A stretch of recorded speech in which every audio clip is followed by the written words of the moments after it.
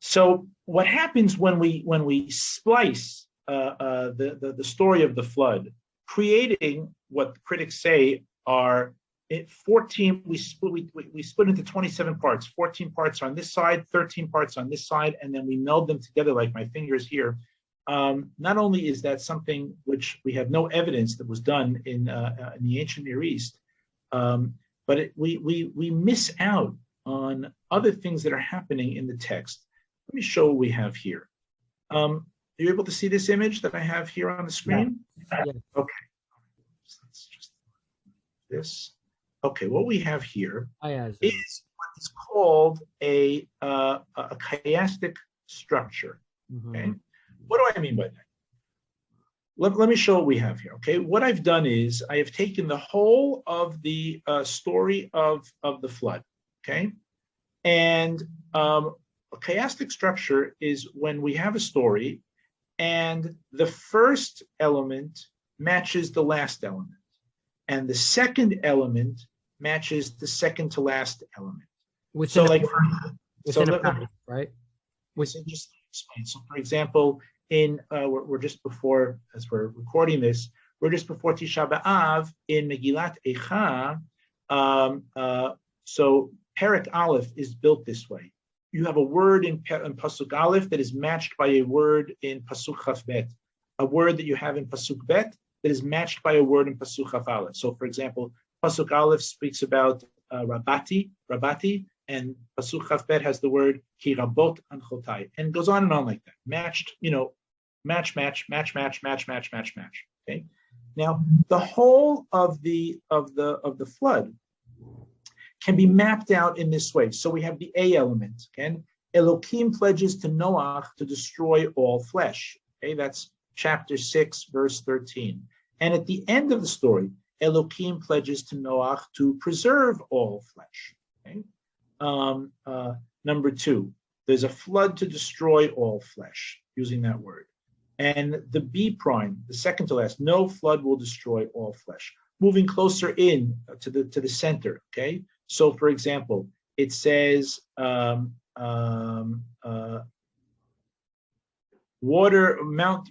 Okay, 150 days the waters prevailed, and in 150 days the waters abated. Okay, mountains covered, mountain tops visible. All these are words that we have in the story. Okay.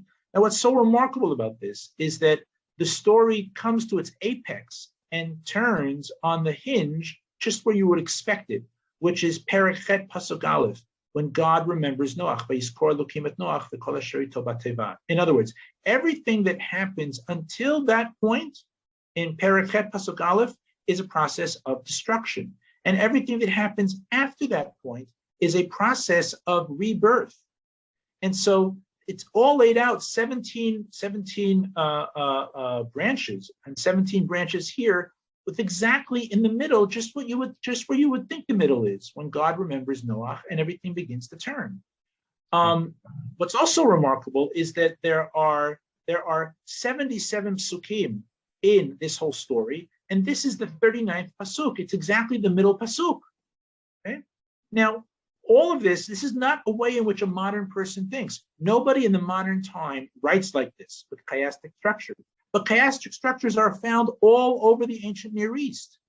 And so maybe some things are repetitive in this story because the Torah is written in a way that was appealing. It was using the literary conventions of the time where chiastic structure is so significant.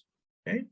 Let me just show something else that you can only have when you have the, this is probably earlier. Let's just see. Okay. Yeah, right. This is another thing that shows that the story must be as it appears in Chumash. And that is that when we compare the second half of the story, what I'm calling the recreation of the world, from the beginning of Perek Chet to Perek Tet, it turns out that it mirrors the 7 days of creation, one day at a time, exactly all the details. Okay? So, for example, you have here the dove return. The appearance of mountains near Rosh Hashanah, Baterea Yabasha. The dove returns with the olive branch. That's a sign that there's now vegetation in the world. The dove returns at evening time. Evening, that means there's sun and moon outside. Okay? There's day and night. All these things follow exactly according to the 7 days of creation. But this only works if you have the story as it appears in Sefer Bereshit. Because if you split it up the way the critics do, then, I don't know, 3 or 4 of these belong to what's called the priestly source, and another 3 or 4 of these belong to what's called the J source or the non-priestly source. Well, voila, it's just what a coincidence that it's only when they're in the order that they're in Chumash that it happens to mirror the 7 days of creation. Okay? So, this is why I don't put a whole lot of stock in this whole way of thinking. And there's much, much more that can be said methodologically about what's wrong with this attempt to recreate the sources. That is to say, we see that we can separate out the Mabul, as it were, into 2 stories. It's not. It's one story and then 2/3 of another story.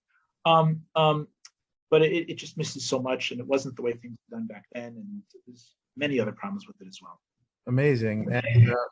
And that's just the intertextuality side of things, but I want to actually compare the literature of the ancient Near East that predates the Torah, like the Atrahasis and the Epic of Gilgamesh, which the motifs are very, very similar. There's a lot of overlap with that and the Enuma Elish, with the creation story of the Torah and the story of Noah. So can you explain why the Torah is not coming up with new stories, but kind of building off of the stories from the ancient world? And what exactly is the Torah doing to transform the message? And whether that affects the truth of the events, the veracity of the events. Yeah. Okay. So you asked about the story of Atrahasis, which is a Mesopotamian version of the flood story that is contained in the end of the Gilgamesh epic. And what some scholars have noticed is that remarkably, you can point to 17 elements in the story of the Mabul in this order, and the exact order in which they appear in Sefer Bereshit is exactly the same order in which they appear in the Mesopotamian version of the flood. Wow. So again, this is an external control that this order is correct. Okay, there's no way that they could all line up exactly, all 17 in order, unless the Chumash is written this way, lechatchila, originally, as here. But then it does raise the kind of vexing question. Wait a minute. You're telling me that the Torah's account of the flood is, element by element the same as an older Mesopotamian heathen version? So wait a minute. So are we just doing a knockoff of what's happening elsewhere? And did stuff really happen? Maybe we got rid of the problem of multiple sources, but now we've opened up all sorts of Pandora boxes, right? Okay. So I will say this. I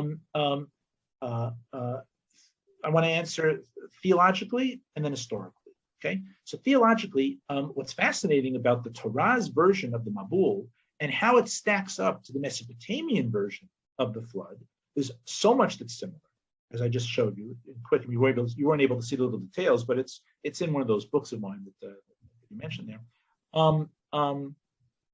But there is a huge theological difference.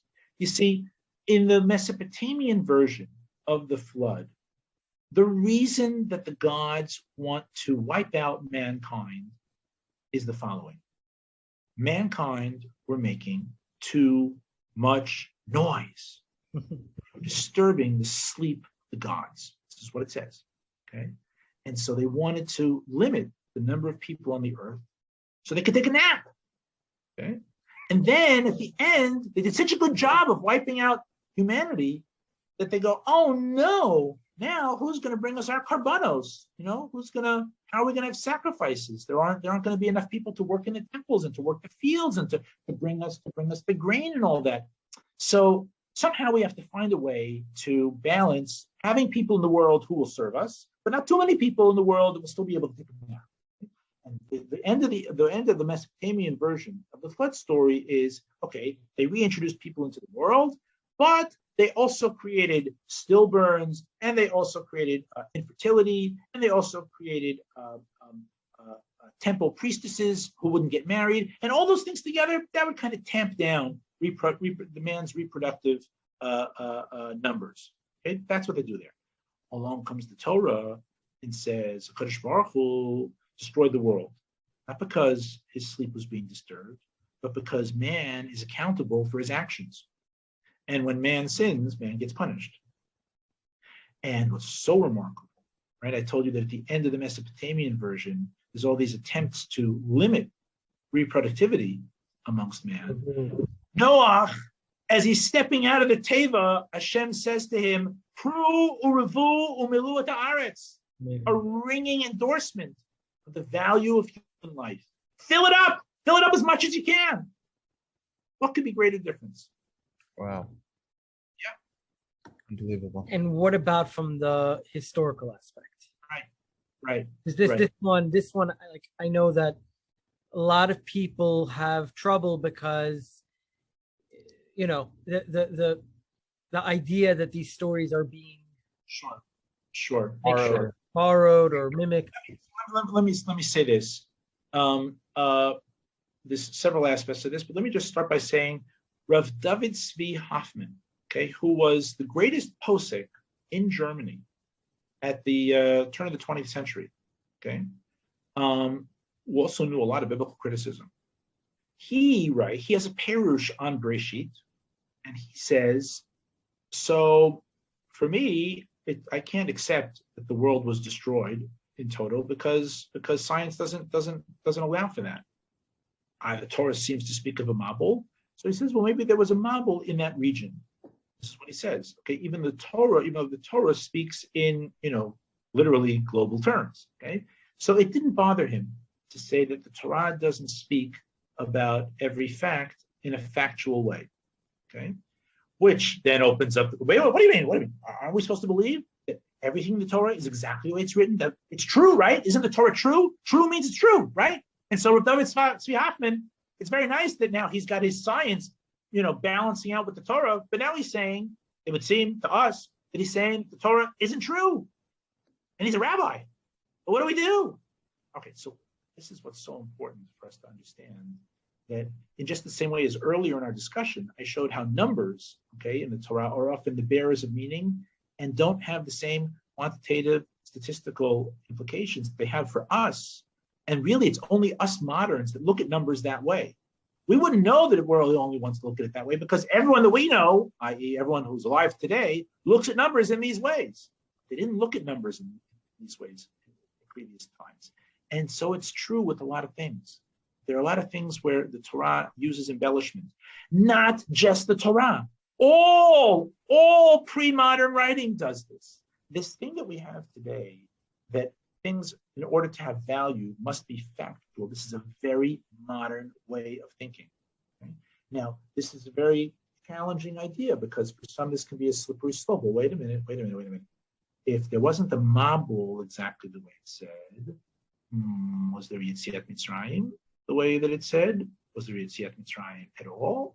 Was there a Matan Torah? Was there a Moshe Rabbeinu? Slippery slope. It's very challenging. Okay, so what I will tell you is that in the ancient world, they took events that they had heard about to be true, but always when people talked about events, they always embellished them.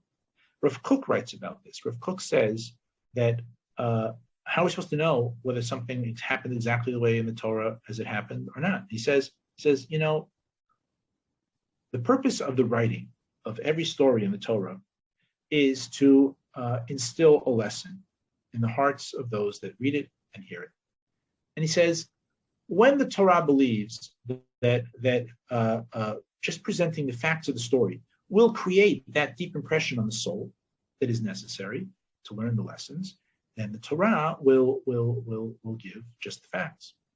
And when the Torah believes that sometimes not just the facts, or the facts alone, will be kind of dry, then the Torah will have no qualms about instilling and using a levush, an embellishment on the story, so that it reaches the hearts and the souls, the minds of the people reading and listening. Okay?